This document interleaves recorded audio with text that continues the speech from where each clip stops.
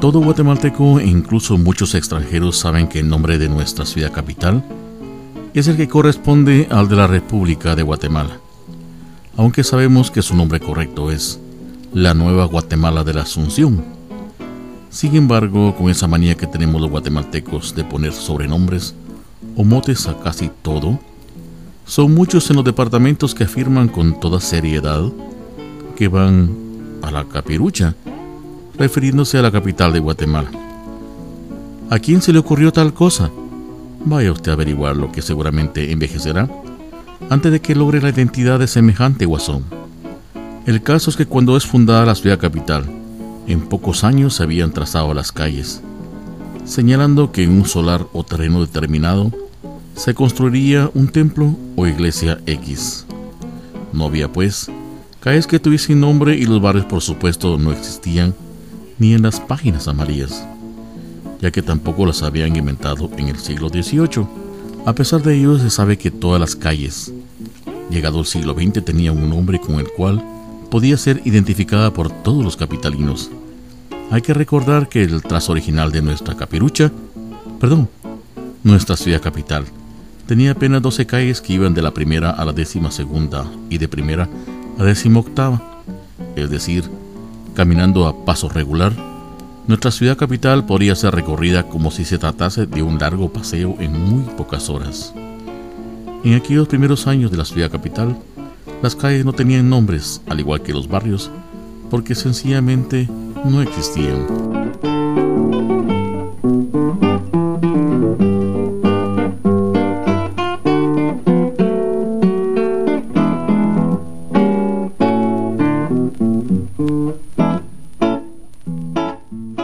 Bueno amigos, después de la ya consabida introducción a nuestro programa de Celajes de mi Tierra, cortesía de nuestra gloria de Guatemala, don Carlos Arturo Cifuentes Blanco, vamos a llevarlos a ustedes de paseo por la historia de nuestra querida tierra Guatemala, en especial de la ciudad capital de Guatemala.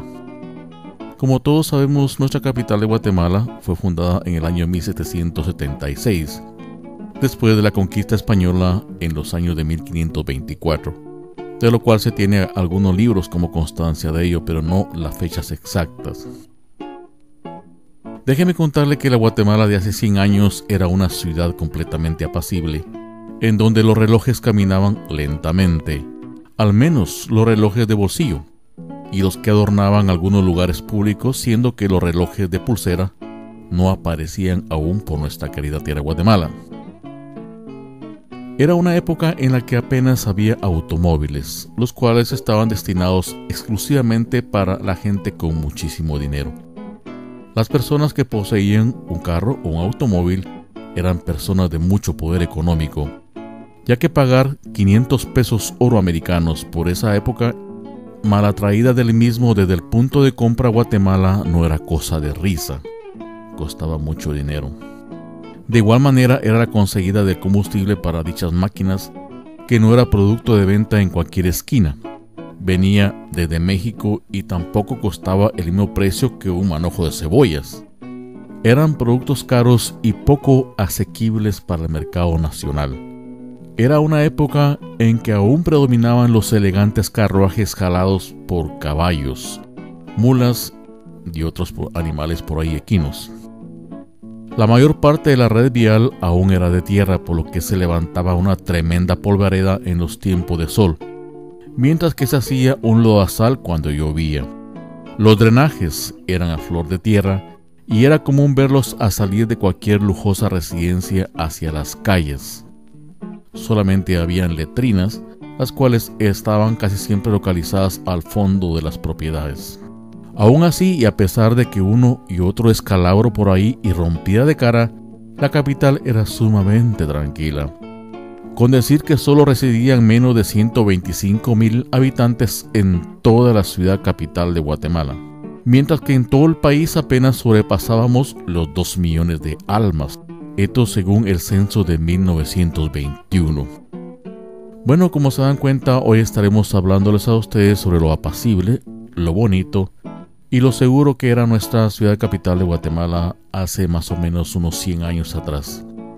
Ninguno de nosotros lo vio ni se recuerda, por supuesto, porque quizás ninguno de nosotros tenemos esa edad. Pero aquí en Celaje de mi Tierra lo vamos a llevar a ustedes para contarles un poquito de cómo era esa ciudad capital de Guatemala hace más o menos unos 100 años.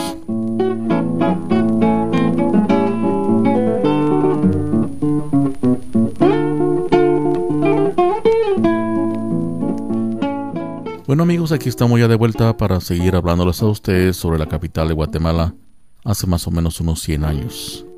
Cierto escritor columnista de uno de los periódicos de más prestigio en Guatemala hacía el comentario sobre épocas ya pasadas en la distancia del tiempo, referenciando a la cortesía, y nos decía lo siguiente: esos eran tiempos en los que uno se encontraba con una dama y en vez de chiflarle y decirle un manojo de groserías, se le saludaba de buenas maneras, que por cierto ya no se conocen dentro de nuestra tierra.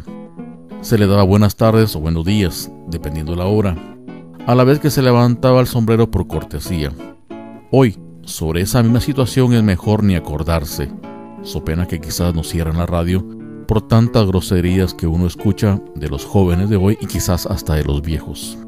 Los señores vestían a diario con pantalón de tela, corbata y saco. No lo hacían porque fueran ricos o pobres, sino porque así era la moda. Incluso los brochas, ayudantes de bus, iban colgados de las puertas pero bien entacuchados. Las damas ladinas lucían vestidos largos y a veces abultados. Cuando debían asistir a alguna gala, se ponían unos confeccionados con tela de seda y adornos de blonda, las pecheras impecables. El gran almacén de modas y novedades fémina, propiedad de doña Julia Uschager, garantizaba que sus productos eran de la moda reinante en París, allá en las Europas. Ofrecía, decía ella, ropa interior cosida y bordada a mano, corsés de verdadera piel de ballena y de corte cómodo y elegante. Hoy lo de corceses de ballena se oiría como una grosería. Aún peor, si la que la luce es una muchacha pasadita de peso o una gordis. Uy, mejor nicho ni lo seguimos pensando, porque de plano ahora sí nos cierran la radio. En ese tiempo las ballenas se cazaban y se usaban la piel para hacer muchísimas cosas. Quizás hasta en Amatitlán se podían cazar ballenas, no solo siricas como nos apuntaron algunos amigos por aquí. Pero así era nuestra Guatemala. Se traían muchas cosas del extranjero y quizás de otros lugares de Latinoamérica, pero no tenemos las fechas ni los datos exactos para ellos. En general nos dicen la moda estaba con los ojos puestos en París, desde donde hasta los patojos eran traídos, por supuesto vía la cigüeña Airways. Bueno amigos, eso no es verdad, pero a uno de muchacho decían que a uno lo había traído la cigüeña de París. Imagínense ustedes, con la nariz de guapinol que uno tiene y las orejas de acelga de por allá por San Lucas Tolimán.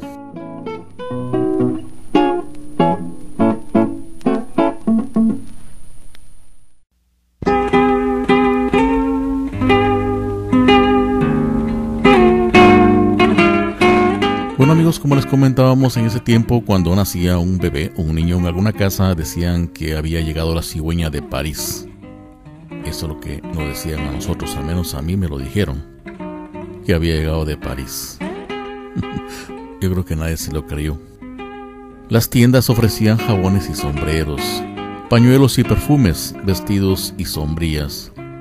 Todo parecía voltearse hacia el faro de luz procedente del barco que llegaba a aquellas tierras desde las Europas. Quizás Madrid, París y Londres eran los lugares preferidos para comprar cosas y traerlas a Guatemala.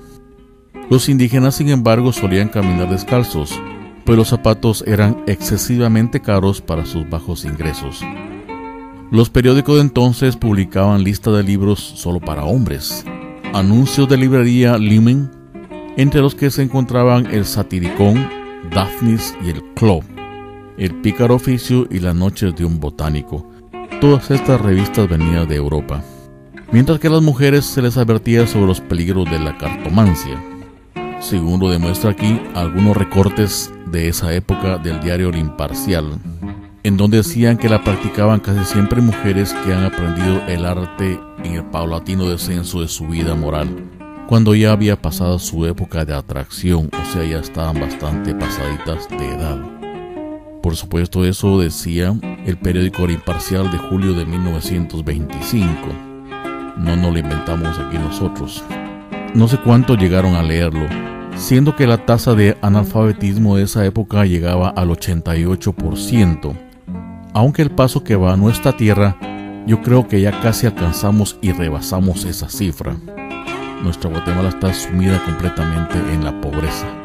Pero aún así, de bostezo en bostezo, se vivía en nuestra nueva bella Guatemala de la Asunción. Bueno amigos, los textos, una cortesía del señor Juan de María Escobar de la Moncarda, hablándoles como siempre su amigo César Augusto Escobar Cuaglio. Bueno amigos, desde la gente de mi tierra, los fondos musicales que ustedes acaban de escuchar son una aportación cultural del señor Danilo Rivera, gran guitarrista guatemalteco de nuestra época. La música, ustedes pueden escucharla y comprarla en nuestras discotecas allá en Guatemala. Bueno amigos, queremos contarles que tenemos un canal en YouTube para que ustedes se puedan suscribir a nosotros y así poder seguir llevándoles programas desde la gente de mi tierra. También usted puede escribirnos a nuestro correo electrónico desde la gente de mi tierra, que es el siguiente. Por favor, tome papel y lápiz y apúntelo. celajesdemitierra@hotmail.com. Y recuerde que aquí en Celajes de mi tierra siempre les transmitimos a ustedes los programas de la nacionalidad guatemalteca sobre historias, leyendas y anécdotas de nuestra querida tierra Guatemala.